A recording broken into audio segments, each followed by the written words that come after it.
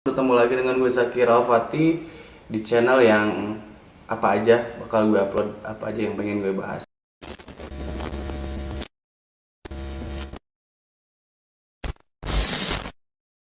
Oke, kali ini gue bakal bahas hal-hal yang menarik yang terjadi dalam seminggu ini. Dan kita langsung saja kepada yang pertama. Tanggal 20 November 2021 dari Twitter Arya Julin. Pak Sutri korban pemukulan Satpol PP Goa jadi tersangka kasus hamil hoax. Lambeturah.co.id. Masih ingat dengan pasangan suami istri yang menjadi korban pemukulan oleh Satpol PP di Goa, Sulawesi Selatan? Nah, masih ingat nggak kasusnya dulu?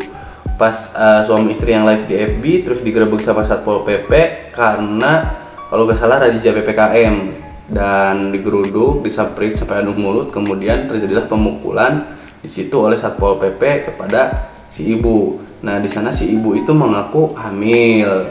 Jadi si ibu ini merasa tidak terima, dipukul dalam posisi beliau sedang hamil.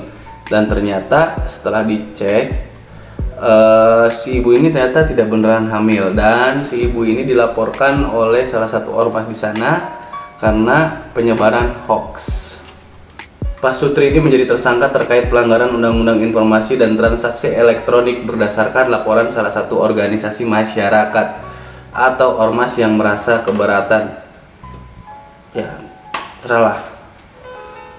Benar, dan hasil gelar perkara tadi siang bahwa kedua Pak Sutri tersebut ditetapkan sebagai tersangka terkait pelanggaran Undang-Undang ITE berdasarkan laporan salah satu ormas, kata Kasat Reskrim Polres Goa, Sulawesi Selatan, AKP Bobi Rahman.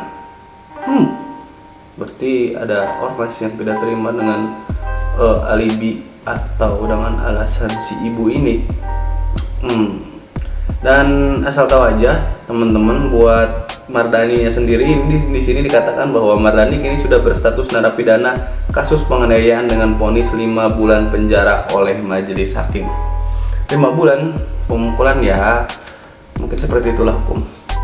Tapi kalau menurut pandangan gue sendiri sih, si ibu ini nggak seharusnya juga sih dihukum menurut gue ya, karena pada saat itu dia itu membela dirinya itu yang adu mulut dengan petugas di sana. Dan kalau gue lihat-lihat lagi videonya itu, salah itu yang Satpol PP yang mukul si ibunya gitu.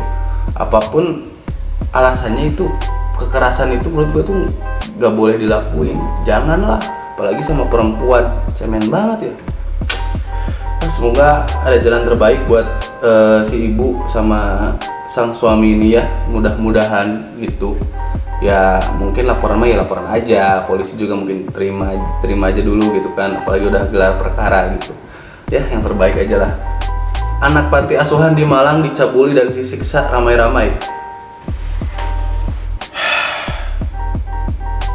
Orang-orang pada kenapa sih ya? Anak panti asuhan diperkosa terus disiksa ramai-ramai. Dari cnnindonesia.com, kronologis Budi mengatakan kejadian penganiayaan bermula saat korban dibawa seseorang ke suatu tempat dan dilakukan persetubuhan. Kemudian lanjutnya istri siri dari terduga pelaku persetubuhan tersebut mengetahui kejadian itu. Saat itu istri siri terduga pelaku persetubuhan membawa beberapa orang temannya untuk menginterogasi korban dan melakukan tindakan kekerasan. Ia menjelaskan kejadian tersebut menyebabkan korban mengalami tekanan psikologis dan terpukul. Jelas, pihak kepolisian masih berupaya untuk mendalami perkara tersebut dari sejumlah alat bukti yang telah diamankan. Oke, gini jadi teman-teman, kasusnya ini adalah anak berusia 13 tahun digoda, kalau bahasa Sunda itu diolok ya, dirayu sama seorang laki-laki yang sudah beristri, diajak main karena kebetulan daerah dia tinggal si pelaku ini dan panti asuhan itu bertetangga. Setelah itu si korban dibawa ke rumah tersangka pelaku, disekap, diikat sama selendang, dibekap mulutnya, diancam menggunakan pisau, kemudian oleh pelaku ini disetubuhi. Namun setelah melakukan persetubuhan ini, ternyata sang istri mengetahui bahwa lelaki ini atau pelaku ini sudah menyetubuhi sang korban. Namun Si pelaku ini berdalih bahwa dia yang digoda oleh korban. Laki-laki mana yang tergoda oleh gadis berumur 13 tahun jika normal ya? Ya, maksudnya kan pencabulan ya. Dan si istri ini percaya aja apa yang dibilang suaminya gitu. Jadi si istri ini langsung membawa korban pada saat itu juga ke lapangan. Dia bawa juga teman-temannya buat apa? Buat dipukulin, buat dibully. Terus dia rekam, dia foto dan sebarkan di media sosial. What the fuck sekali ini? Biar apa sih? Dan tahu nggak bahwa pelaku kekerasan, tindak kekerasan ini itu di bawah umur usianya, belum dewasa. Sangat tidak mengerti saya kenapa hal ini bisa terjadi. Ya, mohon maaf, tapi emang kalau gue lihat dari TikToknya yang bersangkutan pelaku ini memang wajahnya adalah wajah anak-anak yang ya nakal dan anak-anak yang kurang ajar gitulah. Ciri-cirinya itu mendekati seperti itu, kayak anak yang gak punya attitude, anak-anak yang kurang berakhlak, bukan kurang lagi punya akhlak kayak gini mah. Tapi dia udah nikah ya, heran ya, banyak banget sekarang anak-anak muda seumuran, bahkan bukan muda ya, bisa dibilang anak-anak ya, 18-17 tahun itu udah menikah dan ya dengan kondisi psikologisnya yang labil, pada akhirnya mereka seperti ini gitu. Walaupun nggak semua kayak gini gitu ya, ini contohnya gitu. Dan ini adalah muka pelaku yang melakukan pencabulan, pemerkosaan. Silahkan dinilai sendiri. Saya nggak mau menilai, nanti takut body shaming, tapi kurang ajar kali Anda. Lu kira lu ganteng apa? Semoga kasus ini cepat selesai dan kabarnya terduga pelaku ini berjumlah 10 orang sudah diamankan oleh kepolisian. Mudah-mudahan mereka mendapatkan balasan yang tepat. Hasil DNA sudah diketahui pembunuhan Amel dan ibunya. Polisi segera umumkan tersangka pembunuhan Tuti Suhartini 55 tahun dan Amalia Mustika Ratu 23 tahun di Subang telah memasuki hari ke-105. Polda Jawa Barat dan BIN bahkan sampai turun tangan menangani. Respect. Ini Polda langsung turun dan BIN juga. Dan barangkali ada yang belum tahu kasus apa di Subang ini meninggalnya dua orang ini. Jadi kasus ini pada tanggal 18 Agustus kemarin itu ditemukan bahwa Tuti dan anaknya Amalia Mustika Ratu ditemukan tewas di bagasi mobil di garasi rumah mereka yang ada di Subang, Jawa Barat. Saat melakukan olah tempat kejadian perkara, polisi mendapatkan sejumlah petunjuk, diantaranya jejak kaki, sidik jari, dan alat yang diduga digunakan untuk membunuh kedua korban. Wow, sadis sekali. Dan kabarnya bahwa yang membunuh ini itu dia tuh mengerti tentang forensik. Istilahnya dia tuh mengerti bagaimana cara menghilangkan jejaknya, dia mengerti cara menghilangkan sidik jarinya. Cuman dia sepandai-pandainya tupai melompat, tetap saja dia akan jatuh. Betul tidak? Iyalah, kecuali ikan, sepandai-pandainya ikan berenang, dia tidak mungkin tenggelam kecuali meninggal. Cakep. Mudah-mudahan cepat ketemu pelakunya dan mudah-mudahan masalah ini segera selesai. Kasian juga sih, ngeri orang-orang ini. Dan kali ini gue bakal masuk ke berita daerah, berita lokal, tepatnya berita di tempat gue di Majalengka. Dan pada hari ini di Majalengka itu terjadi demo buruh yang menolak kenaikan upah sebesar 1% atau 36.000.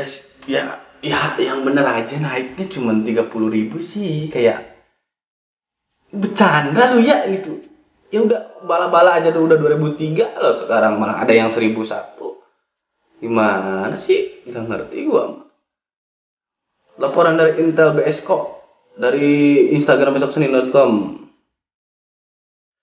Menurut salah satu masa aksi, mereka tidak langsung meluncur ke kantor bupati, melainkan menjemput dulu rekan-rekannya yang berada di pabrik. Oh, jadi oke, jadi teman-teman buruh ini konvoy ngejemput teman-teman yang di pabrik gitu buat ikut demo juga di pendopo biar masanya lebih besar dan mungkin aja didengar oleh Pemda ya, kayak gitu. Kericuhan warnai aksi sweeping buruh di Majalengka. Wow, wow, wow, wow, wow, wow. Kericuhan terjadi saat ribuan massa buruh di Kabupaten Majalengka melakukan aksi sweeping ke sejumlah pabrik. Sweeping itu dilakukan untuk mengajak buruh yang masih bekerja agar ikut aksi turun ke jalan menuntut kenaikan UMK yang layak. Video kericuhan buruh aksi sweeping sejumlah pabrik itu tersebar luas di aplikasi perpesanan. Berdasarkan video yang didapat detik.com, tampak massa buruh yang tergabung dalam Aliansi Buruh Majalengka memaksa masuk ke sebuah pabrik dengan merobohkan pagar. Setelah pagar roboh, massa buruh langsung berlarian masuk ke dalam pabrik. Petugas keamanan pabrik sempat mencoba menghalangi massa. Massa meminta semua buruh yang masih bekerja untuk keluar dan ikut bergabung dengan buruh lainnya. Melihat pabriknya diserbu massa, para pekerja spontan langsung keluar meninggalkan ruangan. Oke, jadi ternyata tadi ada sweeping dulu, dan ini diakui juga oleh salah satu pengurus di Aliansi Buruh Majalengka ini bahwa memang ada sweeping ke beberapa pabrik di Majalengka untuk mengajak teman-teman yang masih bekerja untuk ikut demo. Kalau pendapat gue pribadi sih ya boleh aja ngajak gitu, cuman kan mungkin ada beberapa orang yang memiliki pertimbangan bahwa dia takut dipecat, dia takut diskor, dia takut kehilangan gajinya. Karena apa? Karena dia punya keluarga di rumah yang harus dia hidupi. Ya itu mah balik lagi lah kepada mereka. Apalagi kalau sampai ngerobohin pagar, gua pribadi sih kayak kurang setuju ya kalau ngelakuin hal kayak gitu. Tapi kalau buat aksi demonya gue setuju sih, buat menuntut hak mereka gitu. Masa naiknya cuma 36.000? Wah, terlaluan sekali. Dan selanjutnya bahwa ternyata UMK Majalengka diusulkan naik 360.000. Aksi unjuk rasa buruh Majalengka hari ini ditutup dengan keluarnya surat penyampaian aspirasi yang ditandatangani oleh Wakil Bupati Majalengka Patarsono kepada Gubernur Jawa Barat Kang Ridwan Kamil. Gue teh lihat surat ini teh ya. Tadi nanti gue gue liatin video. Dalam surat bernomor 560-874 DK2 UKM garis miring 2021 tersebut tertulis bahwa Pemda Majalengka meneruskan aspirasi dari buruh Majalengka yang mengusulkan kenaikan UMK Majalengka sebesar Rp360.000. Nah, tadi itu adalah Patarsono yang menyampaikan bahwa usulan buruh ini diterima dan akan diteruskan kepada Pemprov Jabar untuk direalisasikan supaya kenaikan buruhnya itu tidak cuma 36.000 tapi 360.000. Kalau menurut saya itu masuk akal. Karena apa? Karena kebutuhan sekarang itu semakin tinggi. Apalagi Majalengka sekarang sudah banyak pabrik-pabrik yang masuk. Masa segitu aja UMK-nya gitu. Yang daerah-daerah Jabodetabek, Karawang dan sekitarnya kan pabriknya banyak yang beralih ke sini juga, di Bandung ke sini juga. Karena apa ya? Karena di Majalengka kosnya masih kecil gitu. Dan apakah dengan adanya investasi besar ini buruh juga harus menderita? Apakah dengan adanya investasi ini buruh tidak layak untuk mendapatkan haknya yang layak? Menurut saya sih harus, karena ini dampaknya akan besar sekali kepada kehidupan mereka juga, kehidupan kita juga, kehidupan di Majalengka juga gitu. Semakin banyaknya pabrik, semakin banyaknya orang yang bekerja di Majalengka, semakin banyaknya juga lapangan usaha, semakin banyaknya juga yang berusaha, berjualan, dagang dan lain sebagainya, maka semakin besar juga konsumsi masyarakatnya. Dan apakah akan segitu-gitu aja dengan UMK-nya? Tentu tidak dong, harus dinaikkan. Semoga teman-teman buruh bisa mendapatkan hasil yang terbaik dan semoga usulan ini bisa diterima oleh Pemprov Jabar dan segera disahkan sebelum 2022. Semangat untuk buruh Majalengka, kalian keren pokoknya. Oke, kesimpulannya adalah banyak kejadian-kejadian yang tak terduga minggu ini, yang mulai dari kisah yang mengharukan, kisah yang menjebalkan, yang bikin gendek, dan yang terakhir ini yang menurut gua mengkhawatirkan juga karena keadaan buruh seperti itu. Dan mudah-mudahan kita semua ini bisa terhindar dari hal-hal negatif yang terjadi. Mudah-mudahan kita selalu dilindungi oleh Yang Maha Kuasa, dan semoga kita sehat selalu, dan semoga kita tetap kuat berjuang. Terima kasih, sekian dari gue, dan sampai bertemu lagi di video selanjutnya.